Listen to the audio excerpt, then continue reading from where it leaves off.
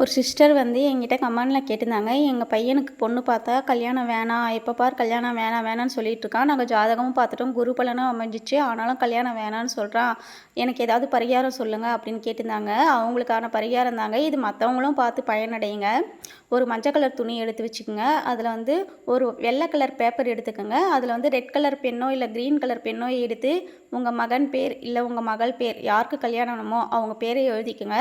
என் மகளுக்கு திருமணம் ஆகணும், என் மகனுக்கு திருமணம் ஆகணும் அப்படின்னு யாருக்கு வேணுமோ அவங்க பேரை எழுதிட்டு அதுக்கு கீழே வந்து என் மகனுக்கு திருமணம் ஆயிடுச்சு, என் மகளுக்கு திருமணம் ஆயிடுச்சு, நான் சந்தோஷமாக இருக்கேன் அப்படின்னு சொல்லி எழுதிட்டு அந்த பேப்பரை மடித்து அந்த மஞ்சள் கலர் துணியில் வச்சுட்டு 2 விரல் மஞ்சளை எடுத்து அந்த மஞ்சள் கலர் துணியில் வச்சுக்கோங்க. ஒரு ஜாதிக்காயும் அது மேலே வச்சுக்கோங்க. ஒரு ரூபாய் நாணயம், கொஞ்சமாக அச்சனை அரிசி சொல்லுவோம் பார்த்தீங்களா, அதையும் போட்டுக்குங்க. போட்டுட்டு கொஞ்சமாக குங்குமம் எடுத்து அது மேலே வந்து கொஞ்சமாக போட்டு உங்கள் இஷ்ட தெய்வமோ உங்கள் குலதெய்வத்தையோ வேண்டிக்கங்க. என் பையனுக்கோ என் மகளுக்கோ நல்லபடியாக கல்யாணம் ஆகணும் அப்படின்ட்டு வேண்டிக்கிட்டு அந்த துணியை நல்லா மடித்து ஒரு நூல் போட்டு ஒரு மூட்டை மாதிரி கட்டிடுங்க.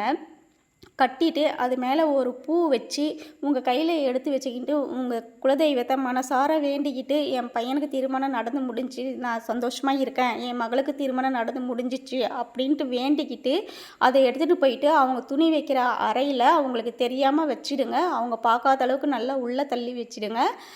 நீங்கள் இதை மாதிரி செஞ்சீங்கன்னா கண்டிப்பாக உங்கள் பையனுக்கோ உங்கள் மகளுக்கோ இருக்க திருமண தடை நீங்கி கண்டிப்பாக வந்து திருமணம் நடைபெறும். கண்டிப்பாக இதை நம்பி செய்யலாம். உங்கள் பையனுக்கு அது மாதிரி கல்யாணம் ஆகிடுச்சுன்னா நீங்கள் ரொம்பவே சந்தோஷமாக இருப்பீங்கன்னு எனக்கும் தெரியும். நீங்கள் கேட்டதுனால இந்த வீடியோ உங்களுக்கு ஷேர் பண்ணுறேன். இதை பார்த்து மற்றவங்களும் அவங்க பையனுக்கோ அவங்க பொண்ணுக்கோ கல்யாணம் ஆகணும்னா அவங்களும் பார்த்து இந்த பரிகாரத்தை செஞ்சுக்கலாம். கண்டிப்பாக பலன் கிடைக்கும்.